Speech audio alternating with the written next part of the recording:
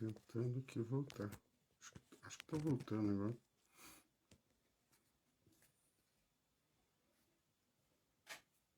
Tá conseguindo voltar aqui. Deixa eu ver se eu encontro a Elisa aqui. Já volto aí, pessoal.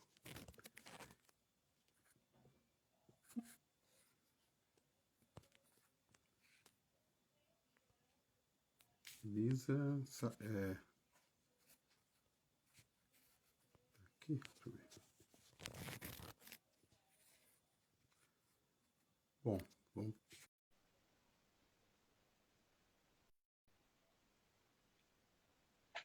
ver se eu consigo aqui, né? Aí. Voltamos, Márcia. Caiu. Você continuou mais um pedaço aí. O que eu fiz aqui é colocar um título e salvar a primeira parte. Tomara que tenha dado certo lá. Tá Eu não ótimo. sabia fazer isso, né? Não tinha. Tá. E aí a gente pode dar sequência da onde você parou aí. Porque como você continuou mais um tempo, essa parte deve ter ficado, né? Ou você quer que eu comece sobre Klein de novo? Acho que o ponto Melanie Klein, acho que é interessante. Principalmente porque essa obra aí é uma referência para quem está aprofundando aí, né? Eu mesmo é o livro que eu estou lendo no momento, devido ao curso lá. Eu estou Tá. gostando demais aí do assunto também. Então, assim, né? Eu peço licença para voltar de novo no tema, né? Porque se não salvar a primeira parte, vai ficar incompleto. E como agora a gente vai ter, né? Não vai cair em meia hora, então tudo bem. Vamos lá, então, né? Muita gente acho que já voltou. Nós falamos sobre, né, o conto, né, do sapo e do escorpião, aonde o sapo fez, né, um acordo com o escorpião, que o sapo levaria ele para o outro lado do rio, né, mas o que aconteceu? Né, eles combinaram assim, você não me pica, eu te levo para o outro lado do rio. Mas o escorpião picou o sapo. E ele morreu. Ele perguntou: por que você fez isso? Mas isso é minha essência, né? O escorpião disse isso. Então, entrando, né? Por isso a importância, eu acredito, de trazer o estudo da Klein para essa noite, para nós, da importância de entendermos essas duas posições, esquizoparanoide e depressiva, aonde o bebê passa por essas duas posições, né?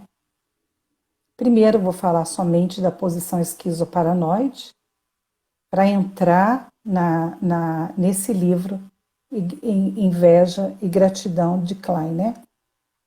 E eu citei, né, a autora, a Elizabeth Roudinesco, né, sobre o que ela define a inveja, né? Que define a inveja como um termo, né, introduzido por Klein para designar um sentimento primário inconsciente de avidez em relação a um objeto que se quer destruir ou danificar, né? Então, de acordo, né, com Klein, a inveja ela já aparece no bebezinho desde pequenininho, né? Inicialmente, esse bebê, né, desde o nascimento, essa inveja é dirigida contra o seio da mãe. Mas por que será, né? Então, para a criança, eu fiz até analogia com as duas bolinhas. Nessa posição esquizoparanoide, não existe a mãe, existe os seios. E para o bebê são dois, né? São dois seios. Nessa posição esquizoparanoide, né? O seio bom é aquele que gratifica infinitamente. Enquanto o seio mau somente provoca o quê? Esse seio mau. frustração, agressividade, né, no bebê, e com isso a realização de ataques sádicos dirigidos à figura materna, especificamente o seio. Então, é importante isso para depois a gente entender. Então vamos entrar agora, guarde isso, que para o bebê existe 2 seios nessa posição esquizoparanoide. Vamos entrar na obra agora essa obra, Inveja e Gratidão, onde Klein aprofunda esse termo, inveja e gratidão, primitivas, né? Na relação com o seio. Então, ela diz que essa relação é constitucional, se constitui, né? E sendo expressões, né, de impulsos nesse período, destrutivo e amoroso. E a maneira, né, de sua resolução influencia decisivamente o desenvolvimento da criança e também na formação do seu caráter. Tamanha importância desse período, né? Para Klein, aquela pessoa que nós falamos bastante aqui no primeiro momento, né? Que sente inveja, né? Como esse invejoso olha para a pessoa invejada? Porque aquela pessoa que é invejada, ela é tida como possuidora, né? Daquilo que é mais desejado, um objeto bom. Então, o impulso invejoso visa domá-lo ou estragá-lo. O aspecto destrutivo, então, estaria presente aonde? Na inveja. Os impulsos destrutivos desse período da posição esquizoparanoide, eles derivam da pulsão de morte. Então, eles operam desde o começo da vida, quando o bebê coloca, né, as suas partes, né, mas coloca partes más de si mesmo, que são os excrementos e outras maldades, na mãe e no peito, para destruir esse seio bom. Ela tem o seio. Eu não tenho esse seio. Eu não sou saciado sempre que eu quero, né? Mas por que, vamos pensar assim, por que alguns bebês são mais vorazes? Porque alguns bebês necessitam mais de suas mães que outros, né? E com isso eles acabam mais insatisfeitos. Klein traz que a agressividade inata, lembrando de novo a história do escorpião, ao longo de sua obra, né, a história do sapo e do escorpião, porém, né, voltando, a agressividade inata ao longo de sua obra, ela reconhece a importância, tá, do ambiente para a constituição do bebê. Quando diz que essa agressividade inata está destinada a ser incrementada por circunstâncias externas adversas, ao passo que tende a ser atenuada pelo amor, pela compreensão que esse bebê recebe, né? Então, o quanto o amor que ele recebe pode atenuar essa voracidade desse bebê. Neste livro, Klein traz que a inveja intensa do seio que amamenta interfere na sua satisfação completa, né? Com isso, ele prejudica o desenvolvimento de algo, prejudica o desenvolvimento da gratidão. Lembra por que a grama do vizinho é mais bonita que a minha. O quanto o invejoso, ele não, né, tem uma deficiência da gratidão no seu psiquismo, se é que podemos dizer assim. Onde a gratidão estaria estreitamente ligada, então, à generosidade, né? Sendo a riqueza interna derivada, né, da assimilação do objeto bom. Com isso, né, se torna impossível, então, né, com isso é possível introjetar o mundo externo mais amistoso. Se eu introjetei o objeto bom, o externo, para mim, é mais amistoso. Ela traz que a inveja, né, Klein, ela traz que a inveja inconscientemente seria sentida como o maior de todos os pecados, uma vez que lesa e prejudica o objeto bom, que é a fonte da vida. Então eu quero retomar aqui, eu coloquei uns tópicos, o que é a posição esquizoparanoide, que eu citei, para depois entrarmos na posição depressiva, né? Que daí o bebê já tem 6 meses. Só retomando então, a posição esquizoparanoide, né? O eu é primitivo, ele divide o objeto bom e mal.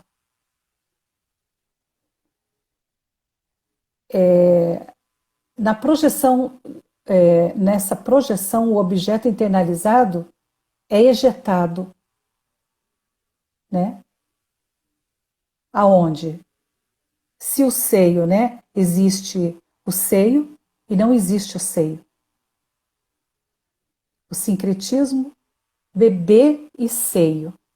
Seio presente, sujeito presente, mãe presente, peito. Seio ausente, falta constitutiva e morte, sentimento de morte. Uma angústia muito grande, né? Seio insuficiente, insuficiência e inveja. Agora, o bebê passa mais ou menos dos 6 meses, né? Ele inicia, então, a diferenciação entre a realidade interna e a externa. E a mãe, ela não começa mais a ser vista como seio bom e seio mau. A mãe é vista como na integridade, né? Essa posição, ela tem a ver com a percepção do bebê em relação ao lugar dele na vida da mãe. E a gente fala posição depressiva, né? Mas, na verdade, ele sente o quê? Ele atacou demais aquele seio, um dos seios. E quando ele sente que, na verdade, quando ele atacou o seio mal, fazia parte desse inteiro da mãe, ele sente a culpa. Ele entra na posição depressiva. Unifica e integra as partes do sujeito. E a continência materna, toda o que a mãe, né, pode tolerar, as angústias desse bebê, né, nessa posição anterior, faz com que ele, né, saia da posição esquizoparanoide e venha para a posição depressiva. Com isso, né, lá no início da sua constituição psíquica, como eu falei, né, que o indivíduo, ao ter a sensação de haver danificado e destruído o objeto primário, como se houvesse fica algo ali que prejudica a sua confiança na sinceridade de suas relações posteriores e faz duvidar da sua capacidade para o amor e a bondade.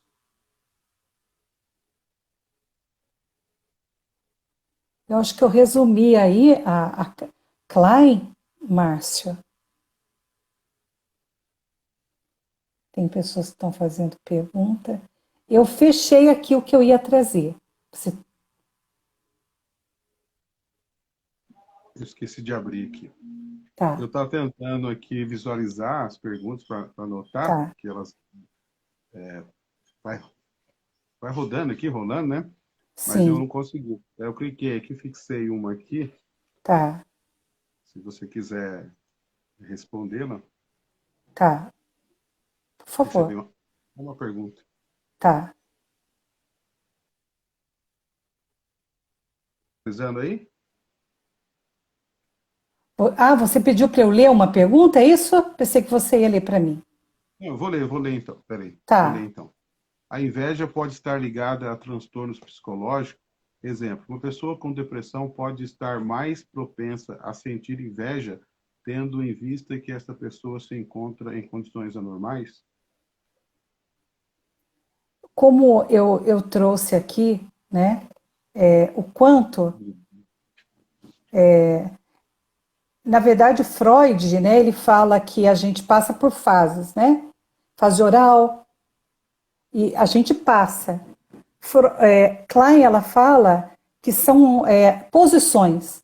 O quanto nós podemos estar durante a vida, né? Vamos dizer, o nosso psiquismo estar na posição esquizoparanoide, né? Que às vezes a gente até fica delira, né? Algumas coisas aí, por exemplo, tudo que nós estamos passando na pandemia. E na posição depressiva, um eu mais integrado, né?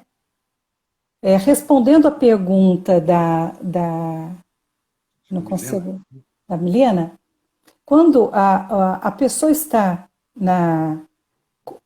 vivendo a depressão, né? Vamos dizer, que ela não está com o eu dela tão integrado assim, né? Porque como a pulsão de morte, na posição esquizoparanoide, né? Ela é presente. E aonde que está a pulsão de vida, né? A pessoa não consegue investir nos objetos externos. E é na posição depressiva é isso que se dá, né? A criança ela começa a aprender o que é interno, o que é externo. E quando né, a pessoa passa pela depressão, passa por quê, né? Porque nós podemos ter momentos depressivos, né? Mas também, existe a questão da depressão, que a pessoa precisa de um acompanhamento com o psiquiatra. Ela necessita tomar aquela medicação que o teu cérebro não tá trazendo para ela ali naquele momento. Então, assim, nós podemos dizer que, porque na depressão profunda, na depressão maior, a pessoa tem delírios, né? Tem alucinações, e quanto a vida pessoal da pessoa fica comprometida. Bom, é isso aí. Eu perdi uma pergunta e eu vou aprender ainda como que eu faço esse resgate das perguntas, tá, pessoal? Porque Tá. eu perdi uma pergunta que colocaram aí, se a pessoa A quiser Michele colocar perguntou, mas novamente. eu não consigo rolar aqui as perguntas. Se vocês puderem colar e copiar para nós a pergunta de novo, né? Então, se você quer colocar aqui, daí eu fixo, né? E fica Uhum. melhor. O autor, ele fala lá, não sei se a segunda expressão seria essa, o termo que ele usa, Hum. ele fala da questão do abandono, né? Abandono e afastamento, uma, ele dá uma ênfase na característica negativa desse abandono do bebê, né? Que vai influenciar lá no futuro, e ele fala, se eu não me engano ali, né? Se eu não estou viajando aí, de forma positiva do afastamento, que aí você entra nessa outra fase, né? Que seria o próximo passo, né? Indo na direção do complexo de Édipo e tal. Essa Sim, outra fase aí, né? O quanto é importante isso. A criança receber o ambiente, você bem colocou, né? O quanto o ambiente ele está ali influenciando tá. diretamente nessa constituição do ser, né, da essência. Por isso que é muito complicado, né, tratar a questão enquanto pecado sem buscar esse tipo de informação, de conhecimento e aprofundamento. Porque quando fala no caso do escorpião, né?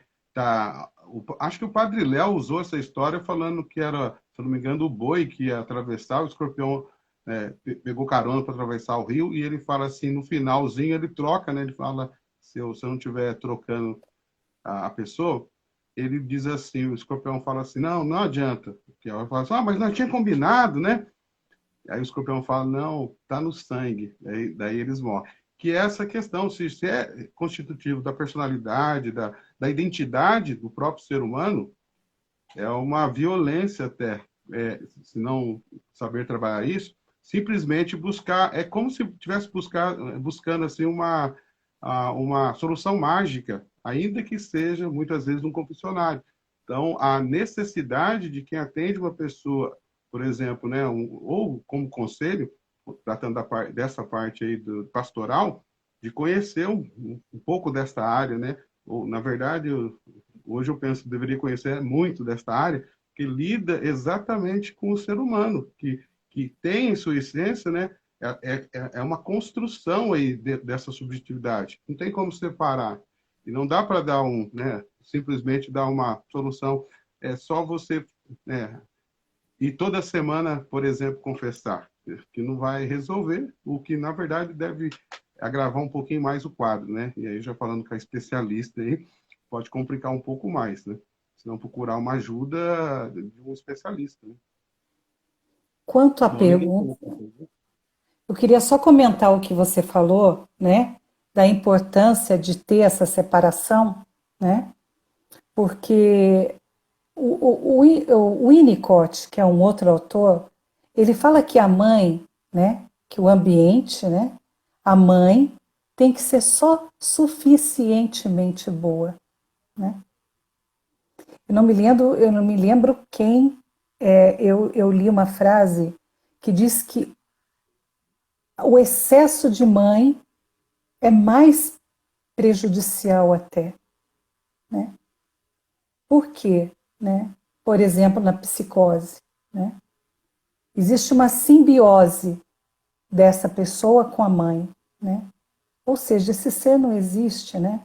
É preciso romper. Tem um vídeo que chama O Corte, é bem interessante e fala disso. É uma mãe que tem o bebê, né?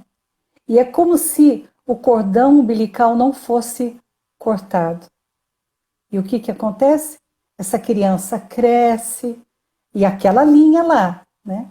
Quando ele cresce, já está adulto, a mãe é um desenhinho, é muito bacana. Procurem, chama O Corte. Quando a criança, né, já adulta, nesse desenho, o menino se apaixona por uma menina, a mãe segura assim o fiozinho, sabe? Então, é necessário esse corte para que a pessoa desenvolva o seu próprio eu, né?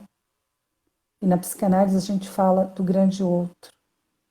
Nossa, nós poderíamos, assim, e tem uma frase de Lacan também, ele fala assim, é necessário que o pai entre nessa relação, alguém que faça a função paterna, né? Porque senão a mãe jacaré engole o bebê, né? Segundo Lacan, né, tudo isso tem um simbolismo, há necessidade que o que aconteça? O pai vem e coloque um pau na boca dessa mãe jacaré para que essa criança não seja engolida, né? E aí ele pega o complexo de Édipo e fala sobre isso, né? E daí não é a criança que tem que mudar o objeto de amor dele, que é a mãe, para olhar, introjetar a lei, né? E olhar para o externo, para a vida. Mas Lacan disse que tem que haver a separação, né? A necessidade da mãe permitir que essa criança tenha vontades, né? Bem resumidamente. Você tocou num ponto aqui que é lógico, dá para continuar conversando horas aí. a gente vai finalizar. Eu li essa semana lá, foi um psicanalista que colocou não é provocação, porque ele fala a partir do conhecimento, do aprofundamento, mas Sim. para quem lê de fora, por exemplo, para quem escuta falar que família boa é aquela família que forma filhos e filhas obedientes, seria uma provocação, porque ele coloca assim, não, pelo contrário, família boa é aquela que forma filhos desobedientes, que entra nessa, com o que você está falando agora, que não a projeção não é na verdade não vê o outro, né? A questão você deu o exemplo da mãe, também pode relacionar no ambiente todo ali da família, é que a autonomia, o outro, Uhum. a constituição, né, do sujeito, da pessoa que está ali, e soa como provocação, porque a gente aprende muitas vezes, né, dependendo de onde com quem a gente está se relacionando, as instituições, principalmente, ocupam esse papel, todas elas, a questão da norma e da lei, que aquele que contraria, que não concorda, ele sempre vai ser mal visto. Quando a gente trata do assunto do pecado, entra muito nisso, é aquela lógica de que pecar é agir contrário à norma, aqui é o contrário. Para haver esse afastamento, para essa formação, justamente o ideal é que não concorde com tudo, né? Que não simplesmente concordar, simplesmente sem ter permitir aí com quem está aqui na sala a gente tocar nesse assunto de desenvolver um senso crítico, de aproveitar, o pessoal está aproveitando essas lives, quem está ligado aí ao ambiente religioso, por exemplo, pela temática, perceber o quanto é necessário um outro olhar. Aqui da psicanálise, nas próximas, né, que virão, a gente pode conversar com outras áreas aí, já tem uma galera de outras áreas se interessando para entrar nos bate-papo, que é muito bom para quem está acompanhando. Eu vou encerrar agradecendo, a galera voltou, praticamente todo mundo voltou aí que estava acompanhando, e tem sido muito bom poder contar também, né, durante a semana, com o retorno dessa galera que manda lá um recado, mensagem, e para quem a gente não respondeu, perdeu uma pergunta aí, sigam a Elisa Caetano lá, é só mandar para ela no direct lá, ou por onde conseguir mandar, que ela tem certeza que vai fazer questão Com de certeza, mas responder, de atender aí. só Eu eu agradeço. só queria te dizer antes de encerrarmos, né, que assim, o que hoje aparece muito na clínica, tá? Uma palavrinha, por isso que me remeteu a isso, a autonomia, né? E às vezes, né, o quanto inconscientemente o pai, ele inconsciente, por isso que a análise faz isso com a gente, né? A gente começa a saber que às vezes o que a gente quer não é bem o que a gente quer, né? E o quanto às vezes ele quer viver a vida dele se realizando no filho, né? Só que o que eu tenho visto muito na clínica é o quê? Os jovens estudam muito, conseguem passar, muitos em universidades federais, e eles doam a vida, é muito sofrimento. E quando chegam lá, não conseguem ficar, né? Eu assisti há anos atrás, acho que foi 4 anos atrás, e eu comecei a ler sobre isso, uma jovem que passou em medicina, né? E ela não deu conta de permanecer na faculdade, porque na vida ela nunca tinha pego um ônibus. Então, assim, a gente pode dizer, mas não consegue pegar um ônibus? Gente, mas para a pessoa, isso é um sofrimento muito grande, né? Então, assim, o quanto a autonomia, né? Um grande presente, né? Quando os pais permitem que o filho seja autônomo. E carrega isso, né, para toda a vida. Você deu um exemplo da universidade jovem, mas a gente não vai entrar aqui os relacionamentos em si, pô, Sim. né? Então, mas vamos parar por aqui hoje. Próxima semana tem aqui o Jorge Rudá, vai falar sobre o pecado da gula à luz da psicanálise. Então, fica aqui o convite para a próxima semana, também às 20 horas, né?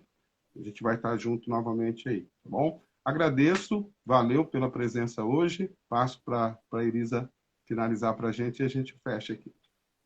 Um grande abraço para todos vocês, né? E assim, que você possa olhar para dentro de você mesmo, né? E olhar para a sua grama, né? Colocar adubo na sua grama. É isso que eu desejo. Gratidão. Tchau.